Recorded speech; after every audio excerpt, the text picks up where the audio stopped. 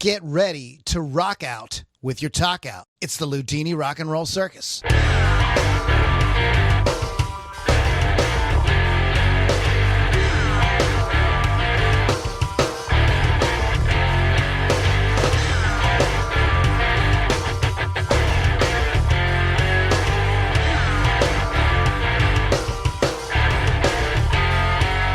Hey everybody, welcome back to the Ludini Rock and Roll Circus. I am your host, Mr. Ludini.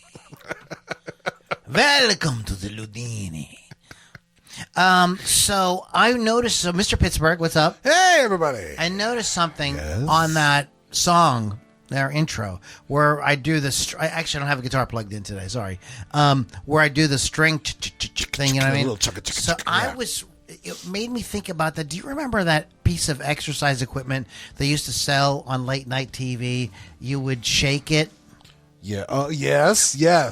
And then it really, it didn't last long because immediately, all the comedians was looks like jerking off. Yeah. You know what I mean? Yeah. The shake weight. Shake weight. That's so. Yes. And when I hear that, and so I was reminded of that, and then tonight when I heard that, it sounded like the shake weight. I promise that's guitar. That is not the shake weight. That is not me doing some lewd act. Crazy exercise. Even though my name is Ludini. Ha-ha. It's not Ludini, though. I don't know where that came from. So you reminded me this week of Yes. Larry Bud Millman. Yes. Whatever happened to Larry? Whatever happened to him? He's no longer with us. I forget when he passed away, but he was just so fine. DeForest? No, that's DeForest Kelly. Calvert? I forget his real name. But he was a character on Late Night with David Letterman.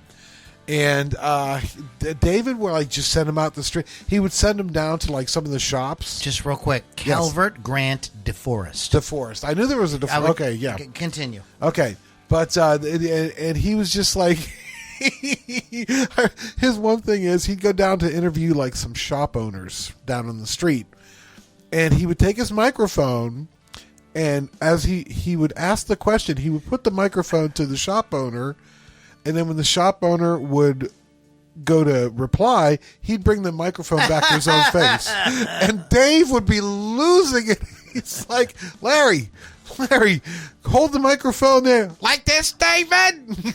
He was awesome. But yeah, I thought about him the other day. I'm like, so I put up a little post on Facebook asking people if they remember Larry I haven't thought about him in years, man. Yeah, great guy. So we have a whole week of music stuff. Whole week? A week of holes. And I still need to watch the Alex Lifeson interview. Oh, you haven't watched it? We'll do another Rush show coming up. Yes. Soon. We will do that. But we'll get to that. But we're not doing that today. Nope. So, what did you get up to this week? Talking about the Alex. And if you did movies, we'll do that in the next. Oh yeah. Okay. Oh sure, there. Okay, I'm going to start with this. Lou. This is a little sad. A little sad. But there's a woman who shaped yours and my life. I think I said, there's a woman who is shaped like a coffee cup. Okay, never mind. Ooh, sassy. But she shaped not only our lives, but millions, maybe billions of people's lives. I know who you're going to talk about. Who has passed away. I know who it is. It's. I know exactly who it is. Go ahead, you can say. It is Jane Fonda. And it's not Jane Fonda. I'm going to come over there and smack you in your head, boy. This is serious. No. The Marsha Lucas.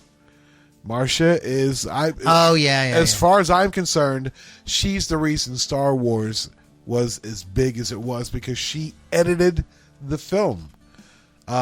George basically had all this footage, and from what I understand, it really didn't make sense. His first initial showing of the film was met with, what the fuck is this? And then Marsha sat down and she goes, let's make a story out of this.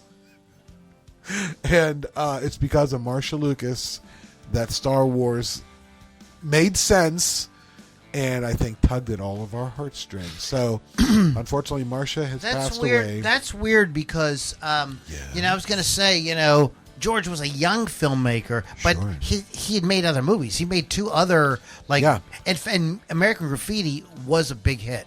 Yeah. That wasn't like a. I wonder, did she help? I don't know. I don't know how long they were married during that period or not. But he made THX, and I don't know if it was Steven Spielberg or Francis Ford Coppola. They were all in a group. They were all, but they all went to film school together. Exactly. And Irvin Kershner was their teacher. Wow.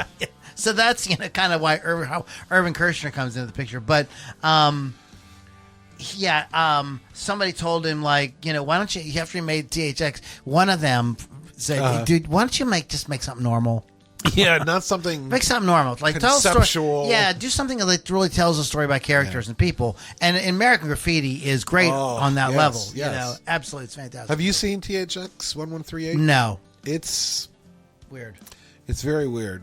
Yeah, it's very weird. I think I've only watched it once, and I'm like, yeah, I'll stick with his later projects. Robert Duvall. Robert Duvall is in it. Yeah, yes. It's one of those. They're not supposed to have any emotions. It's in the future, the future, a dystopian thing. Yes. And if they stop taking them, but wasn't there a movie? And I was just reminded of it, but I don't remember the name. Was it called Equilibrium with Christian Bale? Where it's a futuristic society and you're not allowed to have any emotions, and they end up getting rid of anything that evokes emotion. Like they get rid of works of art, and books and stuff like that. It's just from the early 2000s. Okay, yeah. I think it might have been called. Remember that. Yeah. But when that movie came out, I'm like, this is. Even though I've never seen THX, I knew the premise of it. Yeah. Because I was a huge Star Wars fan, so I knew about George Lucas, and I always thought it's not the same kind of movie, though. It's much more of an action. Yeah. There's a lot of violence and stuff like that in it. But in any case. Yes, very interesting. So Marcia. That's all I hear. That's all I hear. Marcia. Yeah, she was a film editor. It would probably be tough, right? To make the movie and edit it. You probably need a outside like somebody else with fresh set of eyes. Yeah, a fresh set of eyes. But they would still have to know kind of what you were trying to go for. Right, exactly. You know what I mean? If you just handed them a bunch of footage, they didn't know what it could make. Like, what the hell? Have you seen the videos where they take movies and they change the soundtrack? So I saw one of a Jean-Claude Van Damme movie, and it's really this violent thing, and they put the Mentos song on it. Okay. Yeah. And it's shit. This could be a Mentos commercial, like a Twisted Mentos commercial. Yeah. I've seen the remake of The Shining, where it's a feel good movie. Movie of the summer, and it's like Shining. They play the Peter Gabriel song. Peter Gabriel song. That's Salisbury Hill. Yeah. There you go. Yeah. Yeah. Have you seen? So there's a bunch of people that have edited rock music into Star Wars. Oh, I have not seen that. That would be interesting. There's of course, one of the most obvious ones is Highway to the Danger Zone with the fighters fight. Yeah. Yep. But there is the one that I really liked is somebody made a Star Wars montage with Money for Nothing, and it is so cool. The music just grooves perfectly to the action and everything like that. Yeah, I'll have to look that up. Yeah, it's pretty cool. It's pretty cute. Yeah. So, Marcia Lucas, rest in peace. Rest in peace. Thank you so much for your dedication. You were a gentleman and a scholar. You sure were. So, the Guitar Magazine, which is now an online guitar magazine. Yes. Called Ultimate Guitar. Oh, yes, I remember. Sure. It's been online, exclusively for many years now. Yep.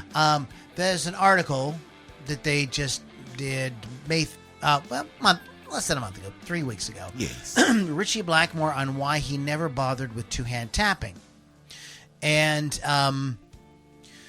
so if for the headline, they use a quote. Where he says, it makes you sound much faster than you are. Okay. And they use this picture with Ritchie on one side playing his Stratocaster and Eddie playing his Super Strat with an X over Eddie. Oh. Now, So you see this picture, and then you see Ritchie Blackmore says tapping makes you sound faster than you really are. Immediately, it gives the impression that he's crapping on Eddie Van Halen. Right. Kind of dissing him. Yeah. That's not what he's doing, like, at all. Oh. Not even for half a second. That there's not, So this made its way, of course. How I found it, like, the reason I'm talking about it is because it made its way to social media. In one of the guitar groups I belong to on Facebook, and nobody read the article. Of course, everybody just saw the headline and went like, Ritchie Blackmore, like, he wish, it's only people who wish they could play like Eddie Van Halen, this Eddie Van Halen, blah blah blah blah blah blah blah blah blah blah blah. Okay, the whole thing. Ritchie Blackmore explained why he never took two-handed tapping.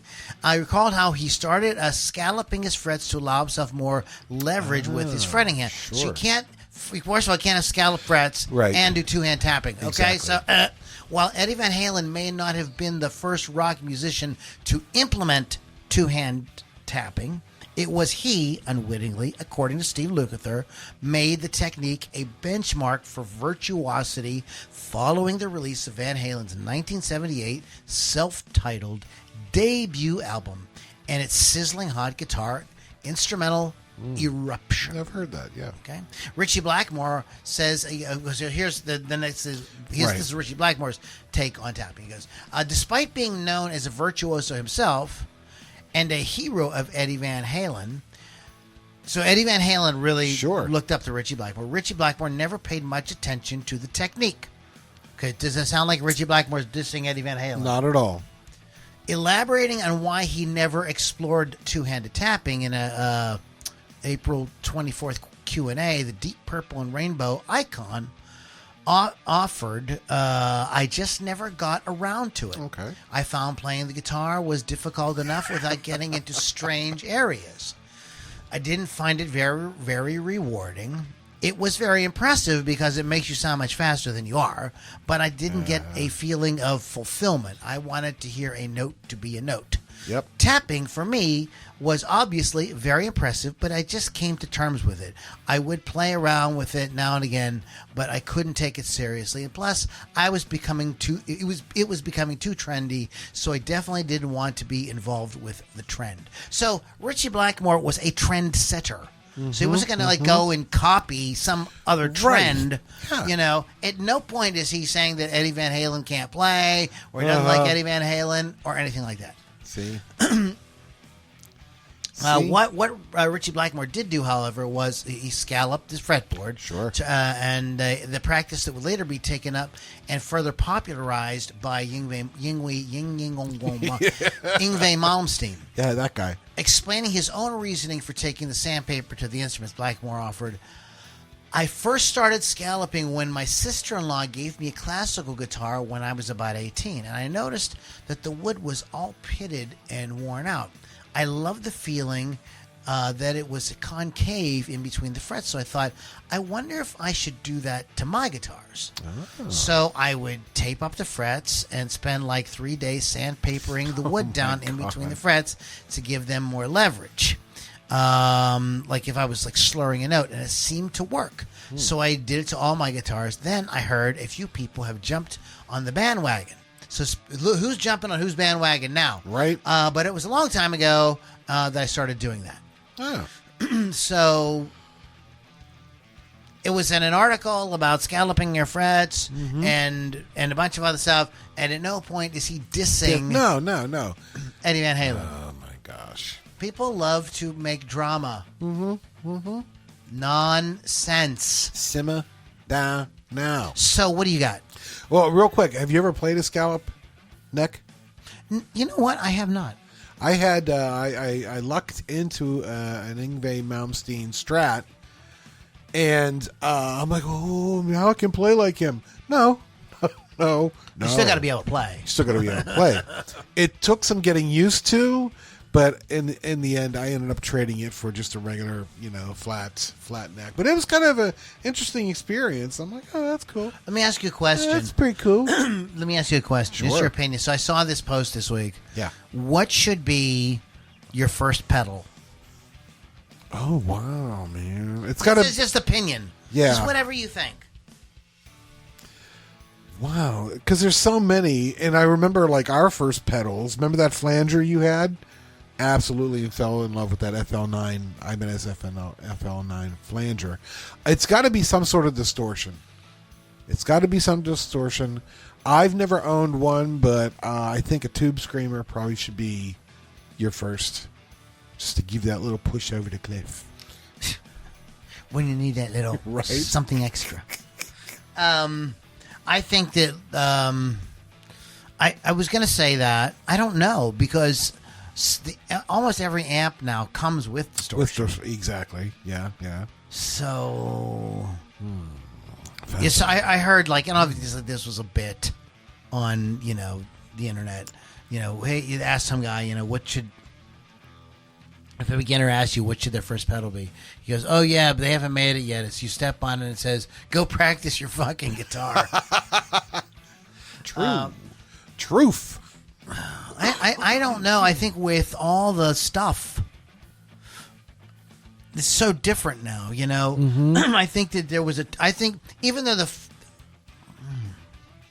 Yes. I'm trying to think. The FL9 was like the first pedal that I got, the flanger, But the amp that I was playing with had distortion on it. But I was playing guitar with, like, my dad had stuff, you know what I mean? Right. And he had bought a distortion pedal. Yeah. So that was the first pedal Yeah. that I messed around with. And the amplifiers did not have distortion. Right. You only made distortion by turning it All the way Yeah. up. Yeah. Right. So it was useful for that. So at that time, you know what I would say now, maybe, and I'm just like, maybe a looper. I don't know. Oh yeah. So you could play, like, you could play with yourself. You could play with yourself. Anyways, what else you got? So, folks out there, if you haven't seen the Dave Grohl documentary Sound City, please check it out. Oh, it's on Buzz City. It's very good. It's Buzz City. really good. But toward the end, City chicken. look at here now. Not about a $5-6. Something wrong with us. Anyway, but toward the end, they start talking about how things began to change in the recording industry, and a lot of bands were now going digital instead of the old big, thick magnetic tape and the consoles and everything. You can control everything with your mouse. And I remember, and it might just been the way that they were like presenting the documentary, but I'm like, oh, digital sucks. Oh man, fuck digital. Taking oh no, it's got to be this. It's got to be the tape and everything. And I thought that for the longest time until Rick Beato interviewed, I'm gonna butcher his name. Here we go, Nick Raskalinitz. He's a real rascal. He's a rascally rabbit. And Nick was actually in that documentary on Sound City. He started as a gopher, basically running out, getting coffee for the band, and it ends up being a producer. He's produced Foo Fighters. He's produced Rush, and he's a really cool guy. And I didn't quite understand how much better digital was until he started explaining how he had to cut like drum tracks. Mm-hmm. Literally, he goes, it would be a sliver like a 1/10 of an inch thick that you had to cut out of that and then somehow made it all up. Yeah. And he goes, and that was just the drums. Now you've got to work with the vocals, and how back in the day they didn't have. You cut tape with a razor blade. Yeah, with a razor blade. And back in the day, they didn't have auto-tune, so you would manually speed up the tape to hit the right pitch if the singer was off, or slow it down to keep. I'm like, oh my God. And then comes the other instruments. And you're like, oh, I like this part of the solo, but I don't like this. Actually, this part should be ahead of that one. So now they've got to cut all that. And I haven't watched the full interview yet with Nick. And well, that was from a while ago, wasn't it? Yeah, it was a while ago. Yeah, I've seen it. It's like over 2 hours long. Yeah, but they go into real depth about. I was wow. Well, I saw in his interview with Steve Vai, they were talking about how Steve he was cutting tape. back in the day. He came in like at the very end of that. He was just kind of like Digital Joe was just kind of getting started. Yeah. And but he talked about having these tape got thrown in the garbage. Oh, and, yeah. Kind of stuff like that. Nobody knew what it was. Yeah. That's crazy. So let me ask you a question. Sure. I'll give you an answer. Who should? So there's this Van Halen tribute project. Okay. With Alex Van Halen's getting a lot of Eddie's tapes, right. together of demos and ideas and everything, and they're assembling it. Steve Lukather is helping him do it. Yes. And who should sing on it? Are you talking about former singers or just new voices? Anybody? Who do you think? Who would you pick to sing on it? Wow, man. Definitely not David Lee Roth. He's not even phoning it in at this point. Just the difference. And again, we've talked about it. You know what? God bless him. If he wants to go out and people want to pay to see him, far out. Dave derangement syndrome. Oh my gosh. People think that he's whatever. Continue. Anyway, so what do you think? So you definitely, got anybody? I know you didn't know I was going to ask you. I'm just kind of floating it. Yeah. I still like Sammy Hagar, and I think Sammy can still sing. So he could probably sing. Boy, oh boy. Wow. Yeah, I'm going to go with Sammy just because he's kind of in tune with that whole vibe, the whole Van Halen vibe. So. Oh, I would definitely pick Wolfgang. Wolfgang has an amazing voice. He has an amazing voice. How stupid of me. Like he has a really good voice. Lou, I'm stupid. He would crush you that stuff. You are absolutely right, sir. Now, I wrote so this came up as a post, and but that's not who I put in the comments. I was going to put this in the comments, but I didn't. I thought these two names would be funny, and I had two choices. Okay. So one of my choices was Michael Anthony. He's always been a background singer. Sure. Let's bring him out front. Yep. And have him sing on this. Exactly. But that's not who I put. I put Gary Sharon down. That popped into my head. Just for give gigs the poor and guy another chance. Yeah, that is. I mean, you don't know.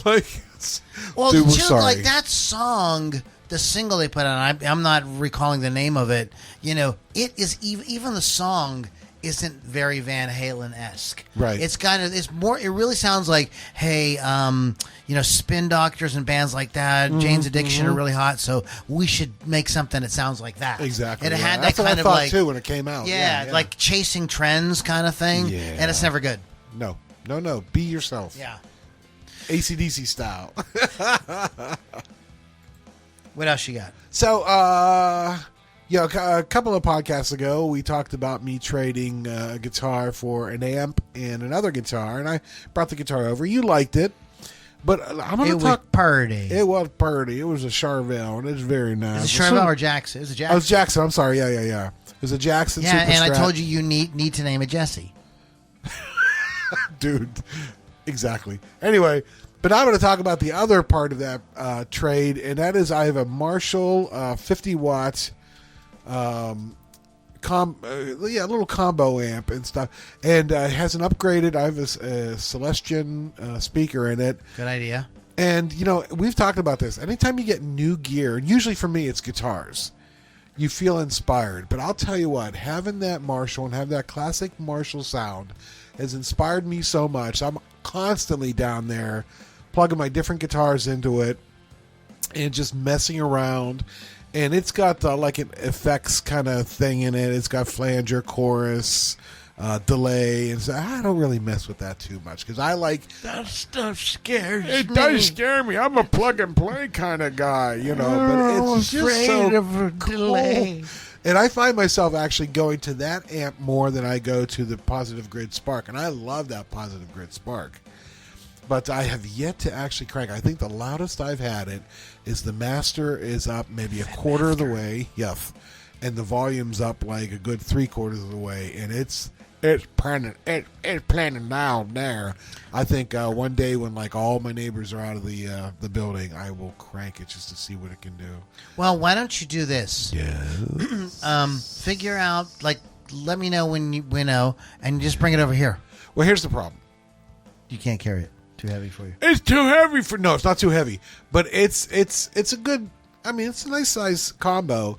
But the kid that owned it, he liked to set stuff on top of it, so he took the handle off of it, and he couldn't remember where he put the handle, couldn't find it. So I either need to buy another handle for it so I can carry it around. That's easy, dude. Yeah, you could get that. Probably. I'm just gonna tie a piece of rope, piece of twine around it, and carry it like that. But yeah, new piece of equipment is wonderful for getting your creative juices flowing. So there's more Fender. Oh, Lord of Jesus. So after we finished the podcast last week, right, I got a text from Mr. Pittsburgh. Because we were joking about it. He said, oh, guess what? Fender just served this lawsuit to Paul Reed Smith. Yeah. So we mentioned that, and I did not think that was going to go well for Fender. No. How did it go for Gibson? What's he mean? Don't you remember in 2005 when Gibson did the exact same thing to Paul Reed Smith? Oh, yeah. They got their ass beat. Yes, they did. You know what I mean? Paul Reed Smith. Spanked. Yeah, he took it. A body shape is not copyrightable. And some new things that came out about this, some details that I was unaware of. Fender did trademark the shape initially, and then the patent or whatever is expired, and they renewed it. They got one renewal out of it, and then 20 years later, it came around again, and the second time they did not get it. Oh. And there's a good reason why that is set up. Now, the libertarian in me should hate this, but once it was explained to me, I'm like, it makes some sense. Do we want a society where everything for all eternity is locked away behind some type of copyright or patent? Right. So, like what's happening is it's for instance, like Batman is old enough that it should be public domain. Yeah, but definitely. There's an estate, Jack Kirby or whoever made it, like he's in his family, they're long, but there's some like trust set up with attorneys, nobody even involved with it, and they can't get it. They keep renewing it. Yep. They keep renewing it. And, what it does is it keeps other people out of being able to do stuff with it without paying, like something like Batman, and I think it's Batman, like something like that's going to be really expensive to license. Yeah. Now, the Steamboat Willie, Mickey Mouse, that is in the public domain. Mickey Mouse, Bugs Bunny, and all those people, they should be in public domain. They just should be. So that's what, and I think the court made the right decision. I can't remember when it was, in 2000 something, when Fender tried to renew it again. They said, you got 2 times. Yeah, you did good. You made a shit ton of money. That's it. So give some other people a chance to explore this. So they go after Paul. So now they're going to go after Paul Reed Smith, and there's all kind of interesting stuff like that has come out about this. Like John Mayer has weighed in on this, not the lawsuit itself, but he's come in with saying like, I tried. I asked Fender, would you please just do a couple little things for me? Fender. I mean. I can't believe that they messed it. This must be the new CEO. Rick Beato was talking about they have a new CEO. How they would mess this up, because you don't lose John Mayer, just like you don't lose Eddie Van Halen, right? Like Peavy. Like what in the world were you thinking? Yeah. You give Eddie Van Halen whatever he wants. You give Steve Vai whatever he wants. You know what I mean? Like you're just like this isn't. I don't know how to explain it, man. This is not like cars or something like that. Like millions of people have cars, and these are guitars. This is a niche market. Mm-hmm. You know what I mean? You need those guys to really generate excitement and everything about your thing. And so this is the question. Because I don't want to talk too much about the lawsuit, because I'm just like, it's ad nauseum. We all know. Yeah, so, and we'll see how it plays out. Yeah, But my question is this, because I started thinking about this. So since this has come out, yes. Rick Beato did his video. A lot of people have done a video about how Fender has not been real innovative since Leo. You know what I mean? Yeah, it's the same stuff. It's kind of. Kind of That the same isn't stuff. completely true, upgrades, because they did bring in Eddie Van Halen, and they have the Axis guitars. Yes. And there's an amp. It's not called the 5150, is it? No, not for Fender. No. What's it called? But they have the amp that is basically Fender's 5150. And it's very popular. I can't remember the name of it off the top of my head. But there's all these, so they did have some stuff. But their bread and butter has been the Strat, the Telecaster, right? The Fender Deluxe, the Twin Reverb, etc. But in the 70s, you couldn't get them to make a Stratocaster like they made in the 50s. 50s, yep. Yeah. You know what I mean? It's like so weird. Gibson did the same thing. Mm-hmm.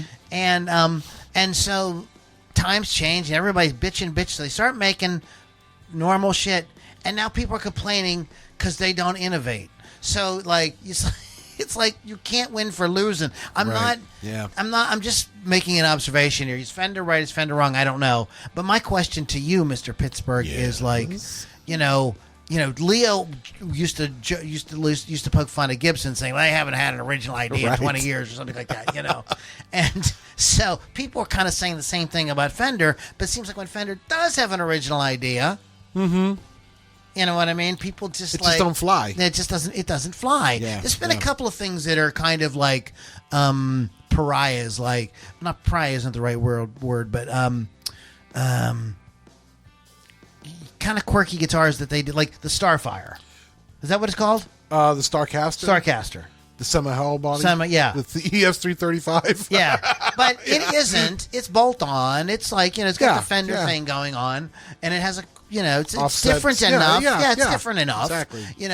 And so some people, that has a kind of cult following. Yes. There's definitely I'd like to own one. Yeah, it's a cool guitar.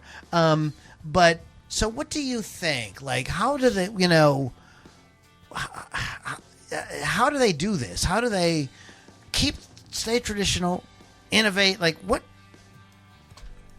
That's tough, because those guitars, and the same goes for Gibson and like their Les Paul and the ES series.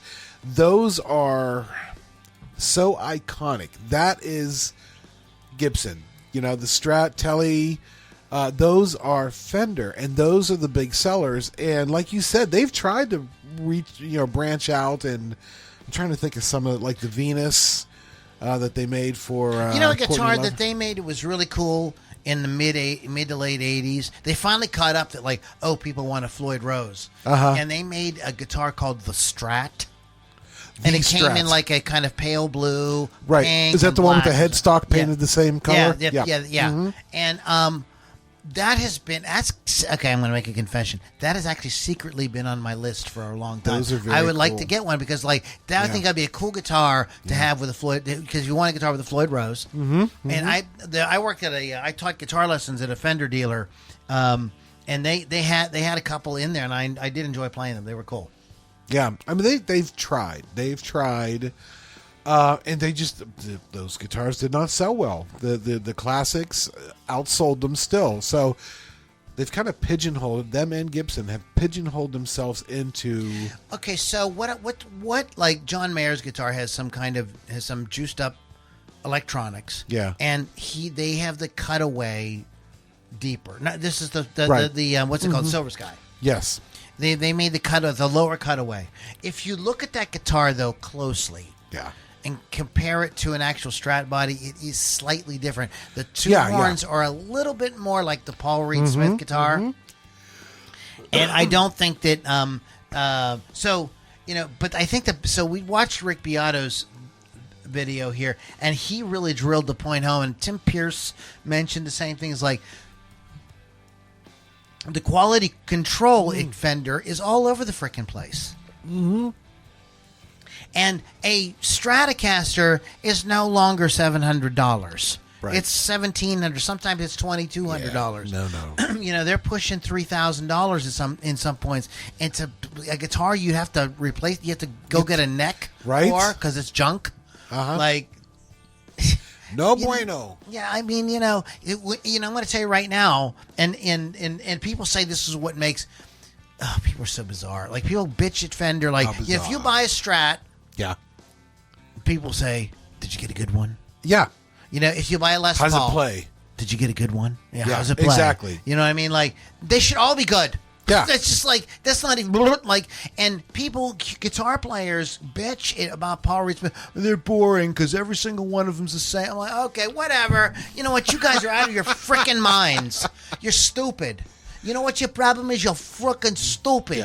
Yeah. I saw the scene from The Sopranos.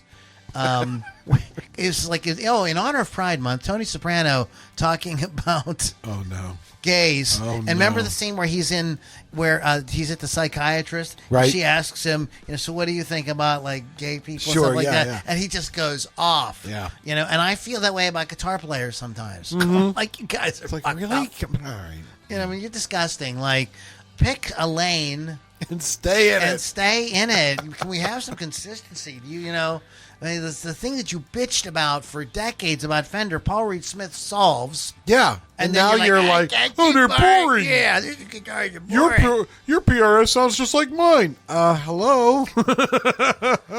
Wasn't that what you wanted? I don't know. I just think guitar players are like crazy, man. So speaking of guitar players, there's a video I ran across today. This guitar player's got this really cool rig. He's got a Marshall stack. Sure. And he's going, and the video just starts in the middle of a conversation. He's like, absolutely not. I'm not turning down. I spent a lot of money on this. I'm not turning down. And the guy says, well, can't you just turn it down a bit? He goes, dude, we're playing fucking rock and roll. It's supposed to be loud. So he like pounds out a few power chords. And then he looks over and realizes he's being recorded. He's like, are you recording this motherfucker? And then that's when the video stops. So everybody's like laughing at this guy and everything like that. I took up for him because I agreed with him. Yep. Turn it the fuck up. The concert, oh my God, every show I go to, it's like me and Kevin talking, like just like the level we are now. You can talk. You shouldn't be able to. It should be. It's supposed. But you're not there to talk. You're there to experience the music. Experience the music. Shut up. Don't. You know what I mean? If it's too loud, you're too old. Apparently, you're not too old. You're too young. Yeah. Kids, we have this whole generation. Oh no. His Marshall stack broke my pussy. I was waiting. I'm like, which one of us is going to say it? Oh, my pussy. Your guitar's hurting my vagina. Oh. Jesus Christ. I remember one time when I was in a band, we did the first set, and the bar owner came over. He goes, I really like you boys. Oh, we're like, oh, thank you, sir. He goes, no, seriously. You're not too loud. People at the bar can talk to each other, and we're like, is that a compliment? It's not. It's really not. You know what I mean? Compliment. We got to I mean, it has to be. That's right. Playing rock music, it's got to be loud. It's got to be in your face.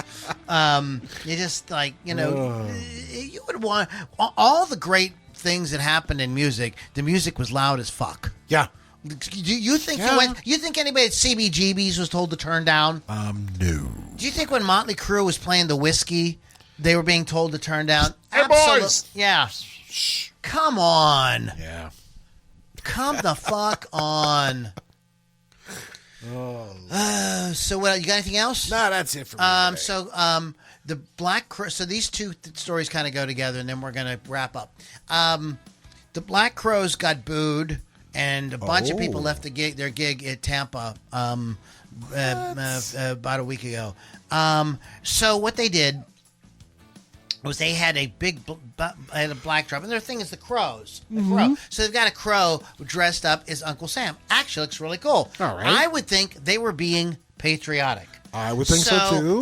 The logo comes up, and everybody's jamming in, and the song ends, and people start chanting USA, USA. Sure. So what do? You read the room, and you're like, USA, and you play the next song. Yes. And that's how you do it. No. Uh-oh, what happened? No. Chris Robinson has to go, oh, gee, thanks for the geography lesson. And then people were kind of confused. What? You know, and then people kept on chanting. Yeah. You know, USA, and he goes, all right. He says, you don't really have anything to be proud of. Whoa. Well, then they started playing She Talks to Angels, and the place emptied out. This was a stadium. Wow. People were leaving in droves. It wasn't just like a couple people left. Oh, come on, man. Yeah, I mean, like people, stupid. Read the room. Yeah, read the freaking and apparently Tampa is a big military town. Okay. Well, that's not gonna That's fly. not going to fly. Come on, So I'm going to talk about one more thing here, and this is I'm going to try to keep myself under control because this boiled my blood so bad this week. It boinged my ass. Ow. It hurt my vagina. No, boy. Oh, Lord. So, first of all, it is our country. We are, if you're listening on the internet, we are from America, if you haven't figured that out. Oh. And, even though we like to that explains a few things. We like to do accents like we're some, right then. foreign accent impersonated badly. Yes, exactly.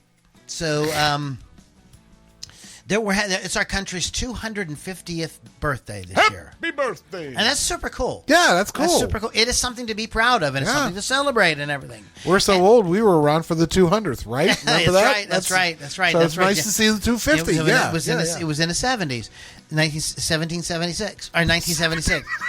We were around. We're not that old. Not that old. No. I thought you were going to say we were there for the beginning, but okay, now we've been there for the beginning. So. I'm like, okay, they're going to have they're calling it the American Fair or something. Yeah. And I'm like, okay, this is great, man. There's going to be a lot of this is an opportunity for us to maybe start kind of coming together. Come together. Can we just stop all this, Can we all just get along? But so many artists refuse to play.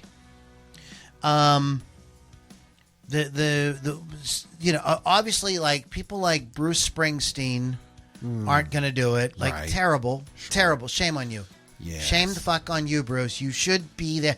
You are like you were like when I was growing up. Springsteen songs were kind of like the voice of the working class. Exactly. Whether we could discuss whether or not Bruce was ever really working class or not. That's not the point. He sang those songs and it was effective. Yeah. You know what I mean? And a lot of people, I remember people who were conservative and people that were not conservative, like both loved his music and they found resonated with that's everybody. A mark of like amazing songwriting. Yeah. By the way, that you can have that kind of appeal, you know what I mean? And he's thrown that in the freaking garbage.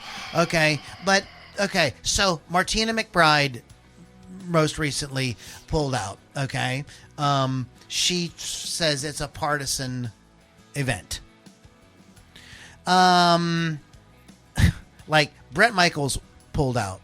Bunch of people are like drop. It's like they're like dropping like flies. You know who is playing though? Beyonce. Oh, okay. Who campaigned for Kamala Harris? Yeah. I mean, like she's like, I'll do it. Yeah, she's like, I'll do it. It's our birthday. Yeah, absolutely. She's a good girl from Texas, man. And so wait a minute. So speaking of Beyonce, now this is kind of took the cake. This is how petty it has gotten. Mm-hmm. So when Carrie Underwood sang the national anthem at the inauguration, we talked about it on the podcast about how professional she did when the music wasn't playing. Exactly. And she magically picked a key everybody could sing in, which is hard for that song. Yeah, right. And so I gave credit where credit's due, but she pulled out. Huh. And she's like, I don't want to share the stage with Beyonce's dancers. She's like, she felt like that was too lewd for her, whatever, Yeah. Oh. I mean, like, y'all are shame on you. Shame on all of you. This is like, this is a gig that comes around once I don't every know. 250 years. Right. You know, it's like the biggest. It's like the biggest thing in town. It's the biggest thing in our, in the country. And this country made you guys. Yeah. You'd be shit. Yeah. Without this, Martina, shame on you. Springsteen, shame on you. Right. All you, Brett Michaels, shame on you. Shame on you, Carrie Underwood. Shame. It's a terrible example, and this is an opportunity for musicians to kind of like, wait a minute, like music brings everybody together. Mm-hmm. Let's forget all this nonsense and like just get up there and play do some great shows over the. I think it's a week-long celebration. Starts like at the end of the month. Shame on you guys. You suck. You absolutely suck giant balls. Giant ones. Yes, huge giant balls that are slapping off your taint even as we're speaking right now. And I don't care. It doesn't matter who the president is. I'm going to tell you right now, like, you think okay, right? Not everybody supported Jimmy Carter in 1976. No, you know what I mean. Nope. But you got asked to play the gig, you went and played. Yeah, exactly. I mean, I've noticed this like kind of thing where certain artists refuse to play at the White House and stuff like that. I'm like, what the hell's wrong with you people? That's like. It doesn't matter. It's an honor to do it, and you know what? You're gonna kick yourself someday. Mm-hmm. You're gonna kick yourself, because it's historical. It's a matter of historic record. All the artists over the decades that have played the White House or played these big functions, for country the celebration stuff in our country and things like that, and you didn't go because you're petty. And not Tom Petty. Yeah, exactly. Tom probably would have played. Maybe, yeah. He's an American. America. He was American. Okay, so we have some great music coming up for you guys in a couple of minutes. We're going to be talking a little bit about what happened this week in rock history. We may touch on some movie stuff. You better. I watched some. You did. I finally got.